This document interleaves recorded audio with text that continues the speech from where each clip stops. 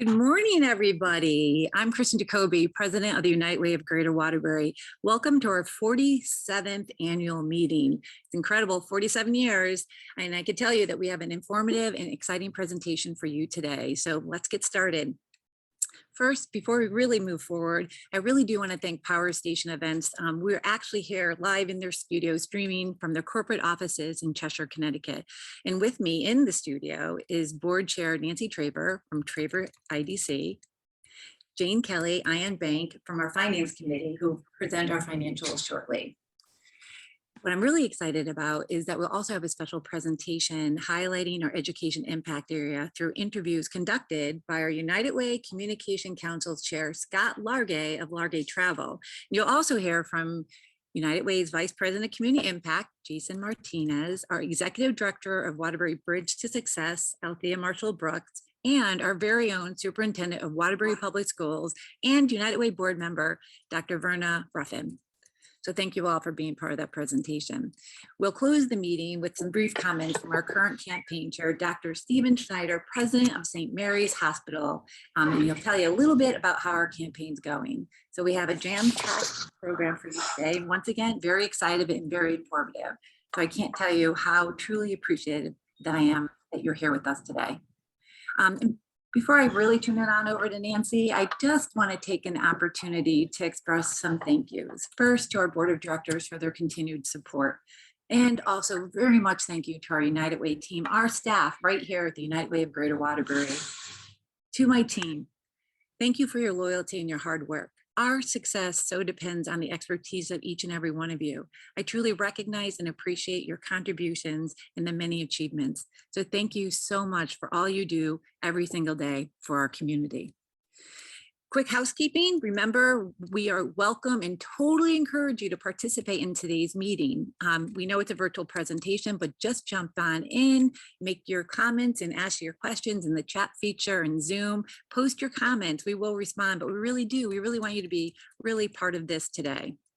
Once again, I really can't thank you enough for joining us this morning. I know the event is virtual, but there are well over 100 of you with us this morning taking your time. So grab your coffee. And one thing, just know, every dollar and every hour you give truly makes a difference. And I am truly, truly grateful for your support. So thank you. Enjoy the show. Nancy Traver, on over to you. Good morning, everyone. Thank you so much for being here, and thank you for logging in. We will need board members and voting members to unmute yourselves for this part of the meeting. We are going to give you a minute to do that now.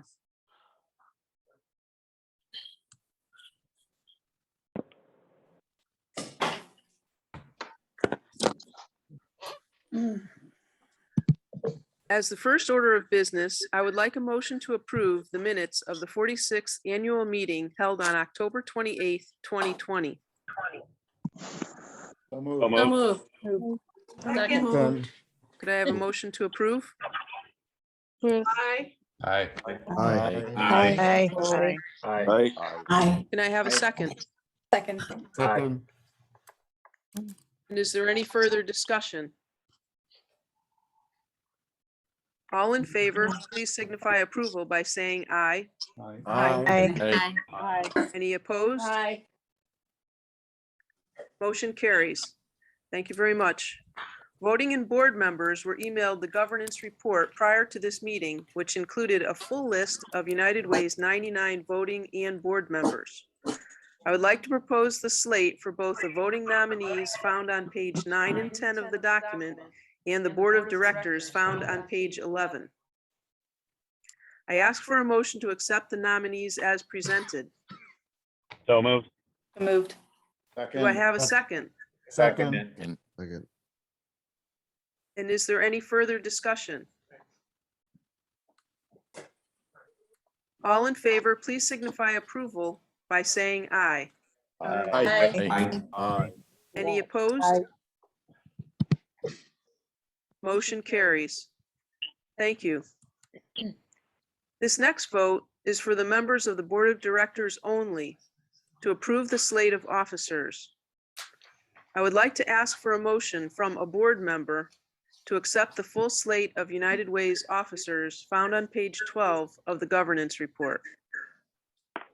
So moved. Do Second. I have a board member second? Second. Second. And is there any further discussion? All in favor, please signify approval by saying aye. Aye. Aye. Aye. Any opposed? Motion carries. Thank you. We will now unmute everyone. We will now mute everyone again at this time.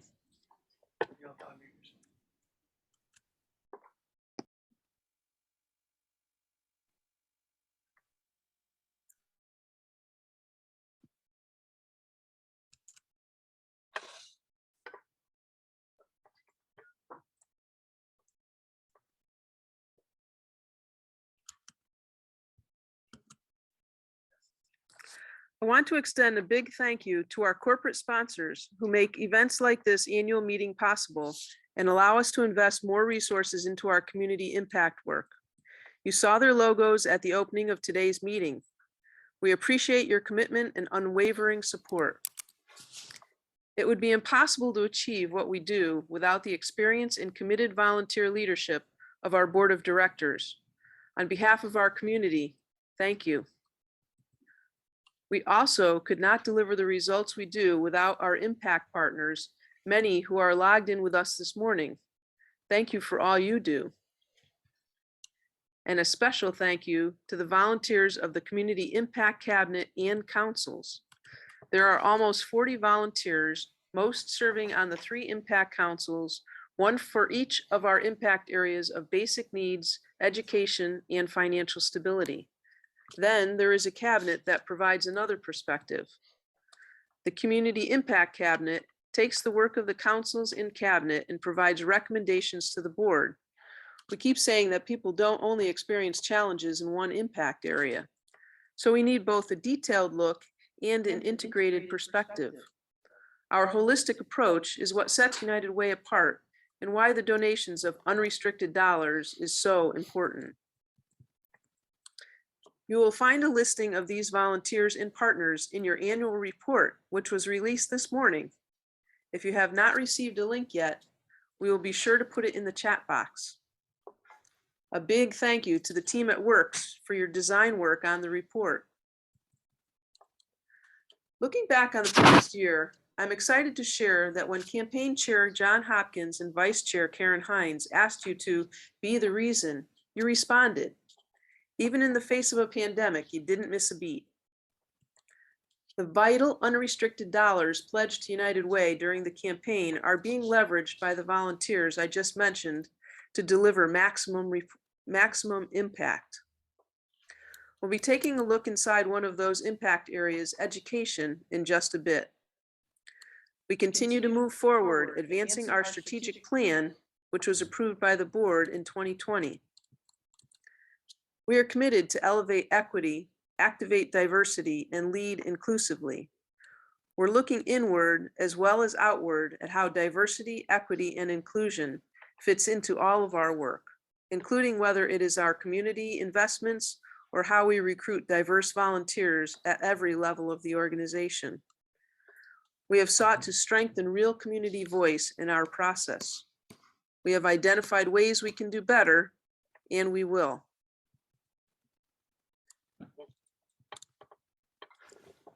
Training and awareness has been an important part of our journey. In the coming months, we'll be offering multiple trainings, including one looking at implicit bias in grant making, so that as these important decisions are made, we're all aware of the preconceived notions we can bring to the table. We've heard more than a few volunteers express how excited they are. A special thank you to the volunteers serving on our Diversity, Equity, and Inclusion Council for contributing your expertise and insights to guide this ongoing work. You'll find these members listed in our new annual report. Achieving United Way's mission means being an equity leader and striving for outcomes that reflect a more inclusive society. We are very excited about where this will take us in the months and years ahead and invite all of you to join us. Before we go any further, I'd like to turn the program over to Jane Kelly of Ion Bank to present the Finance Committee report. Jane? Thank you, Nancy and Kristen. And thanks to the strength of our United Way, we were in a position to do what we do best, respond to the immediate needs of our community while working to deliver the long-term results that will help our neighbors in need achieve a brighter future.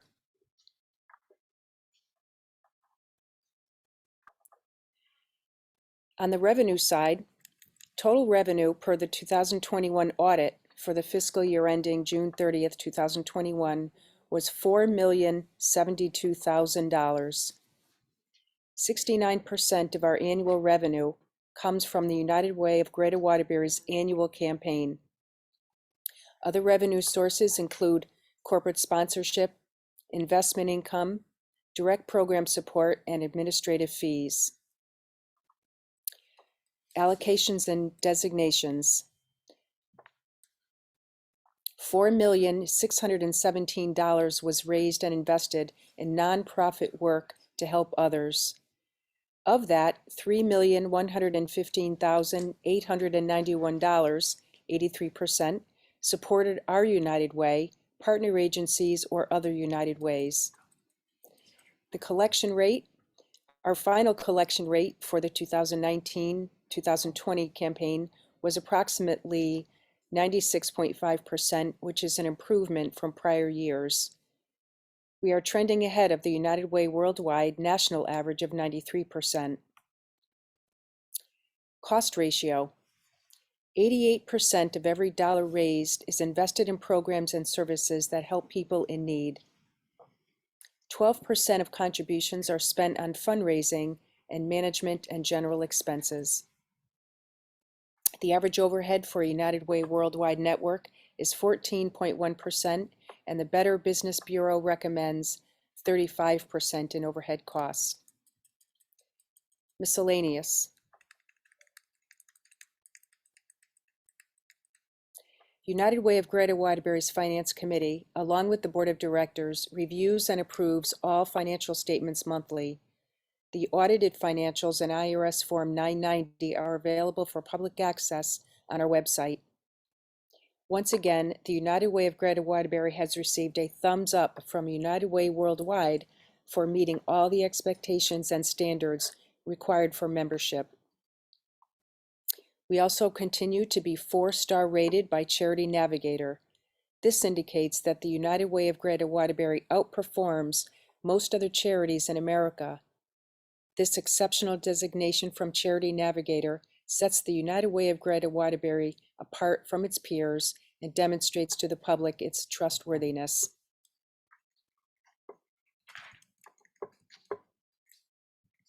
On behalf of Jack Worgan and the entire Finance Committee, we want to assure you that we are closely analyzing and reviewing the United Way of Greater Waterbury's monthly financials. We are tracking collection rates and expenses. We will continue to work with our Board of Directors to ensure all necessary steps are taken to provide the support needed in our communities now and in the future. And now I will hand the program back over to Nancy. Thank you, Jane, Susan Fournier, and the members of the Finance Committee. Your work is so important to the transparency, accountability, and efficiency of our organization. To provide more insight into our education work, we have 3 short interviews we'd like to share, hosted by Communications Advisory Council Chair Scott Largay. Scott is also the host of our podcast, The Way Forward, and a 3rd-generation volunteer with United Way. United Way's education strategy provides opportunities so that children and youth can fulfill their potential. With increased exposure to educational experiences and out-of-school opportunities, including a deliberate and planned approach to increasing developmental assets, more kids are set up for success. This segment will be followed by a few comments from our current campaign chair, Dr. Stephen Schneider, president of St. Mary's Hospital, and then I'll be back to close out the meeting. We will air this segment. I encourage you to comment and to keep the discussion going in the chat box. Please stay tuned until the end. Hello, everyone. I'm Scott Largay. I'm your Communication Council Chair. I'm also the host of the Way Forward podcast and third generation volunteer at the United Way of Greater Waterbury. So you can say that United Way has been in my blood since I was born. But even I sometimes have a little bit of difficulty explaining exactly what United Way is and what they do. So that's what we're going to do here. We're going to dive into the educational impact area here and go through what exactly is United Way doing in our community. And I've got some special guests that I'm excited to have. So my first guest is Jason. So Jason, I guess my first question would be, what is your role and what do you do at United Way? Yeah, thanks for having me. My name is Jason Martinez, and I have the privilege of serving as Vice President of Community Impact at United Way Greater Waterbury. So can you tell me a little bit about what exactly is the educational impact area and what United Way is doing? Sure. So education is one of our three impact areas. The others are financial stability and basic needs. And although each of them works really with their own focus, they all kind of overlap, and that's done purposefully. The goal is to ensure that we're able to have this holistic approach to how we impact the greater Waterbury community.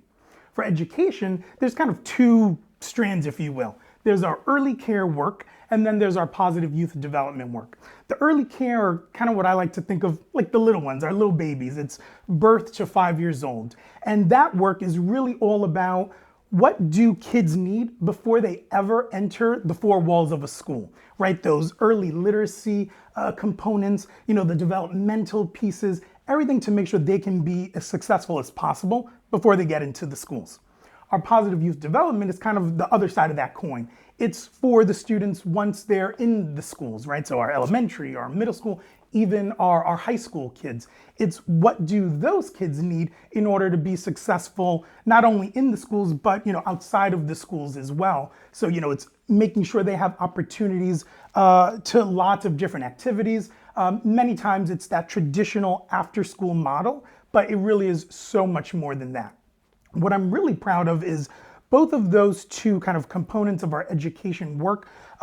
We're able to make sure that our partnerships align with how we want to invest in the community. And the goal is really to ensure that all kids can reach their full potential and be successful. So you mentioned partnerships. Obviously United Way can't do it all on their own. So can you talk a little bit about how impactful it is to have these strategic partnerships to further down the road for United Way? Yeah, for sure. I think the partnerships, as you mentioned, are so very important. I think in order for us to do our work, we can't do it alone. It's got to be, a collective piece with lots of different folks in the community. And so I think when I think of partnership, I'm thinking of our traditional funded program partners. I'm thinking of our initiative partners. I'm thinking of our general community partners. And I've got lots of examples I could talk about. I think with our funded program partners, the YMCAs, both in Greater Waterbury and the Cheshire YMCA, we're able to support them for their school-age youth programs, so traditional after school again, as well as the childcare programs, which childcare is just so important, right? And when I mentioned the overlap piece, here's where it comes in. Our financial stability work is all about making sure folks can go and work and earn livable wages to take care of their families. But where do you leave your children if you're going to go off and work? So we've got to ensure that there's affordable, really adequate childcare programs available for our families. So talking about kind of the early care work and the child care work, it's really important to note that according to our 2020 ALICE report, and ALICE is an acronym that United Ways have put together that stands for Asset Limited, Income Constrained, Employed. It's really kind of those who are working 2, 3 jobs even, and still struggling to have their basic needs met. Well, all the 15 United Ways in Connecticut put out this report in 2020, and one of the things that came out of that was 44% of Connecticut families are living in a childcare desert. So they don't have access to affordable, high-quality childcare. So for us to provide that support to agencies that do that is so very important at this time.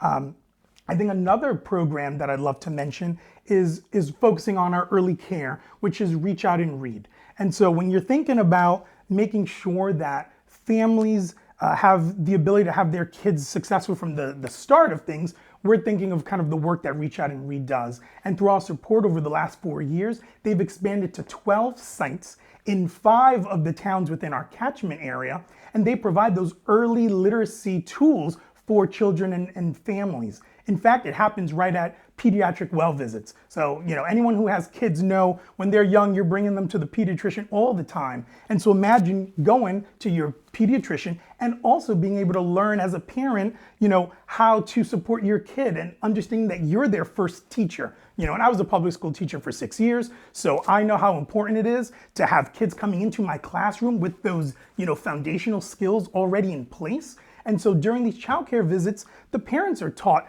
skills that they could be doing even when their kids are a couple months old, just reading to them and helping them understand, how you turn through the pages of a book are so crucial. In addition, the families leave with a hard copy book that they can take and add to their own, at-home library. So that's really awesome. But of course, we do work around, some of the older kids too. So I think a good example is Waterbury Youth Services. So we support their Linking Academics to Life program, and that's for the high schoolers, right? So we've got from the little babies all the way to our high school kids. And this program is thinking more about what do high schoolers need as they're getting ready to enter into the world? What are some of those non-academic activities and pieces so that the high schoolers can grow and develop and again reach their full potential. So we're so excited with that partnership. In fact, our most recent annual report is live today. So I hope that folks go ahead and take a read because there's a really cool story about Laguerre Martinez, no relation to me, who's been part of the Linking Academics to Life program for many years and his perspective on how amazing it's been. Well, that's absolutely incredible, talking about the partnerships and all of these amazing programs, but the only way it all works is with what? Volunteers, right? It's the only way that the United Way can really have these impactful programs and actually have them make an impact. So can you talk a little bit about the importance of volunteers and how they play a role into United Way's education impact area? For sure. I mean, the volunteers are everything, and we're so fortunate to have some of the most dedicated volunteers I've ever worked with. Each impact area has a group of volunteers that, along with United Way staff, really review, the strategies, make sure they're aligned with what the needs in the community really are. They're looking at, how do we most effectively and efficiently utilize the dollars that are raised from the community to ensure that the impact is as strong as it possibly can be. They're the ones who are looking at the outcomes and making sure we're achieving those outcomes and doing all that evaluation piece, and so I'm fortunate to have Liz Brown, who is the chair of our Education Impact Council. She's been on our team for quite some time and she's so dedicated. We're so thankful to her, without a doubt. It's funny. I said sometimes it's hard for me to explain exactly what United Way does. I think I'm just going to bring you every single time, especially for this education impact area. But honestly, this has been a great overview of this very, very important thing that we all know is important for our community, and that's education, right? So thank you, Jason, so much for joining me. And we're going to keep diving deeper, and we're actually going to go into a special guest from Bridge to Success. So stay tuned. All right, well, welcome back, everyone. We're going to continue our conversations on the education impact area, and I'm joined now by a very lovely guest. I have Athea Brooks, who's the Executive Director of Waterbury's Bridge to Success. So welcome. Well, thank you. Thank you for having me, Scott. Glad to be can here. you tell me, let's for starters, what is Bridge to Success? Bridge to Success is a cross-sector partnership of 90 or more organizations, educators, leaders, youth, parents, caregivers, interested parties, funders, who come together using a collective impact approach to really making change by centering racial equity for children and youth in the city of Waterbury so that they can be successful in school, career, and life. Well, that makes a lot of sense. So can you tell me a little bit about the strategic partnership with United Way and how that helps Bridge to Success? Definitely. Bridge to Success now is 11 years old, but it came into fruition as a result of the Youth Policy Prevention Council. And individuals had come together after folks were saying, I'm seeing you in 6 different meetings, we need to come together. And United Way leaned into that space and became the convener of organizations to come together to really begin to take a collective approach to making change for youth in the city of Waterbury. And the result was really beginning to look at this work from cradle to career, 0 to 24, and the impact on youth. And United Way was the organization who brought folks to the table. It makes a lot of sense. So you mentioned cradle to career. I hear there's a 6-phased process. Can you tell me a little bit more about that? Definitely. The work is guided by our national partners Strive Together, but the 6-phase process is really, as I said, looking at children from 0 to 24. So the 6 phases are kindergarten readiness. The second phase is 3rd grade reading. We know literacy is huge, a big piece of the work United Way does. The third phase is middle math. We know math is a critical factor, right, in any future success of a youth. Then we look at high school graduation, which we know really begins to determine the economic viability of the future of a youth. But then we also look at post-secondary enrollment and post-secondary completion. And that work then shows up in our collaborative action networks. And so that, in the case of the kindergarten readiness, the 3rd grade reading, that happens in our early care and education collaborative action network. And then when we look at middle math, high school enrollment or high school graduation, that happens in our positive youth development collaborative action network. And then post-secondary enrollment and completion happens in our college and career pathways collaborative action network. But it's all undergirded by really our organizing and advocacy collaborative action groups, and that's our Parents of Waterbury and our Let Youth Lead Youth Advisory Think Tank. Well, that makes it all come together. Yes. I understand, yes. Yes. So there's one more thing that I'm curious about, and it's just like your personality. I hear about this Sparkler app. Can you tell me a little bit about that? Sure. As I mentioned about our collaborative action networks, and I want to mention United Way has been a big partner in the expansion of the Sparkler app in the city. Actually, I have to say, when the opportunity came forth, it was United Way who came to BTS and said, hey, you guys are doing a lot in the early care and education space. This might be a great opportunity to really bring tools to the community that really can engage parents and providers to really help ensure our kids are kindergarten ready. And that's how Sparkler came about. We actually were the second round of cities, so one of 4 cities who had the opportunity to roll out this really unique approach to really surveilling the development of children 0 to 5 using this mobile app called Sparkler that embeds the ages and stages questionnaire that looks at 5 key domains around children's development. And so in our early care and education where United Way shows up as a part of it in our home visitors network, which was one of the larger networks where the Office of Early Childhood, who funds the Sparkler app, gave the priority to really utilize that app. And during this pandemic and last year, it was extremely critical for organizations to stay in touch with families. And they used the Sparkler as a way of helping them really assess what was going on with children at that time. Well, it's the times, right? We're all on apps. That's how yes. we're communicating, and you guys are obviously doing a great job of that. You know, I've learned a lot here myself about what Bridge to Success is up to, and I think everybody else has learned a lot about how you guys are really helping the community and the educational impact area. So thank you so much for joining us. Thanks I really for having me. appreciate it. Glad to be here. Thank All right, you guys stay tuned though, we're not done yet. Okay, so we're going to continue our conversation about United Way education work with the United Way board member and superintendent of Waterbury's public schools, Dr. Verna Ruffin. Welcome. Thank you. So first question that I have for you, Dr. Ruffin, is what attracted you to becoming a part of the board for the United Way and getting involved with the organization?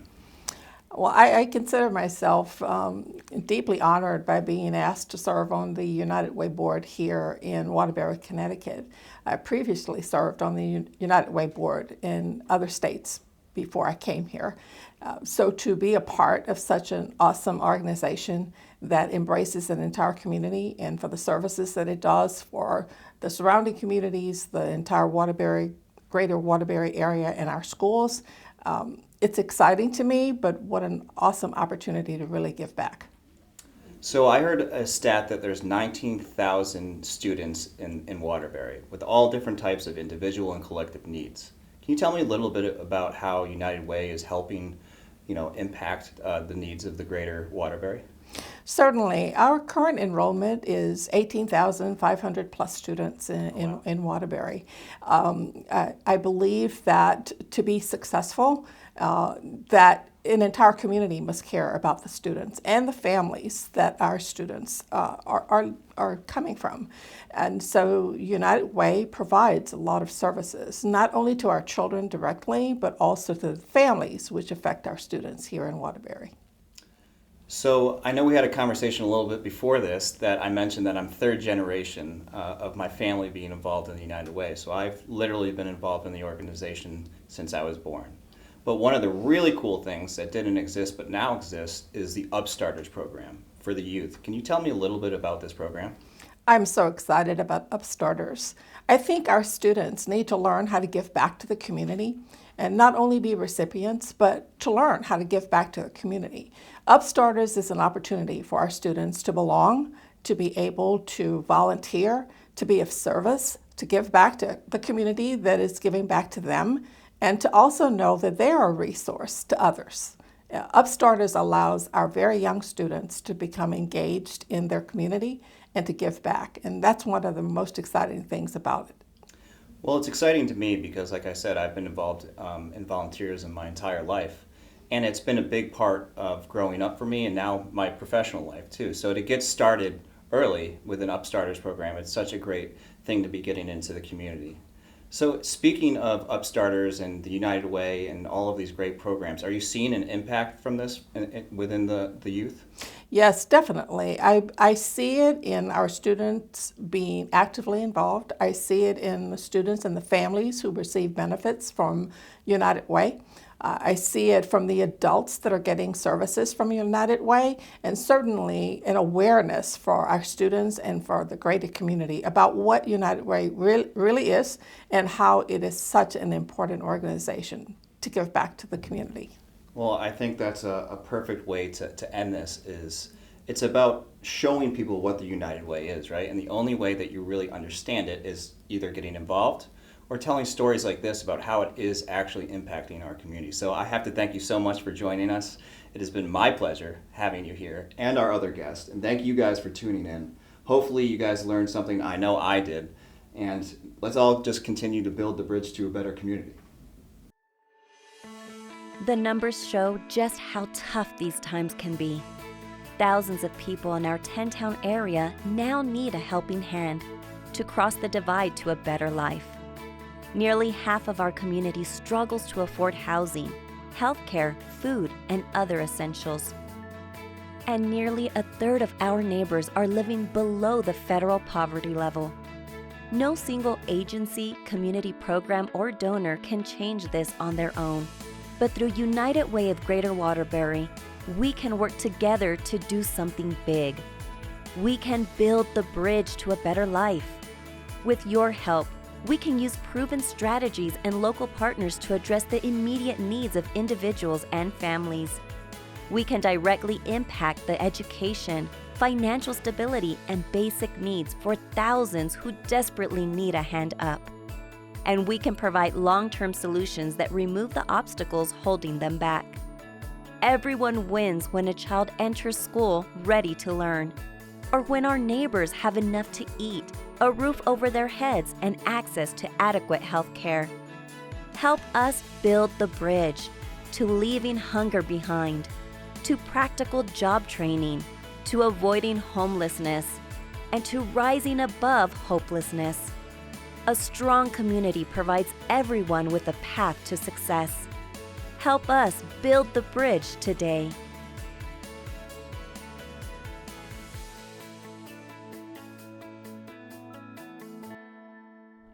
Hi, I'm Dr. Steve Schneider, President of St. Mary's Hospital and Chair of this year's United Way campaign. The efforts that we're talking about this morning take money. We're working to raise funds to support those efforts and to achieve those goals, but time is really of the essence. Our theme this year is Build the Bridge.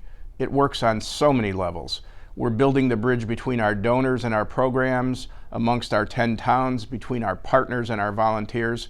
But most importantly of all, our donations are building the bridge to help people in need to cross the divide to a better tomorrow.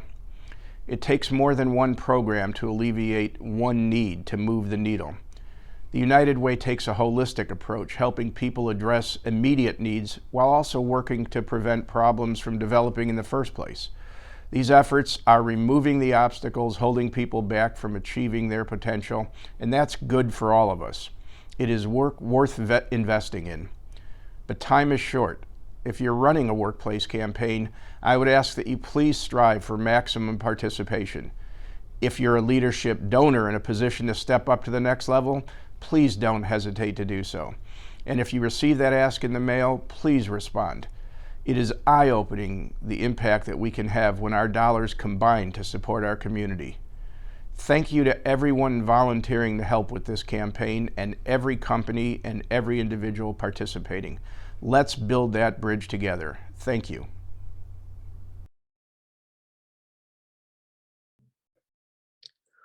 Welcome back. I hope you all found that presentation inspiring and will help support work like this by supporting the Build a Bridge campaign.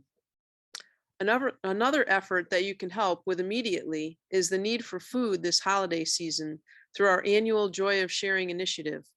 We are asking everyone to donate what you can by texting pantry to 30306. It's a quick way to make an immediate impact. With the supply issues going on throughout the country, the sooner you respond, the quicker we can get the support into the hands of those who need so they have time to plan. In closing, I hope you will take the time to read our new annual report, where you will learn more about our work and those that make it happen.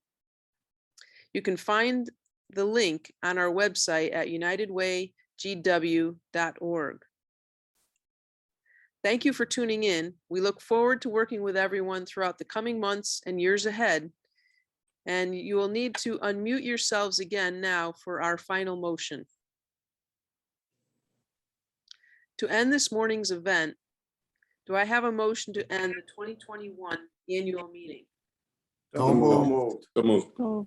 Do I have a second? Second. Second. And is there any further discussion? All in favor, please signify your approval by saying aye. Aye. Any opposed? Motion carries. Thank you, everyone. Have a wonderful day.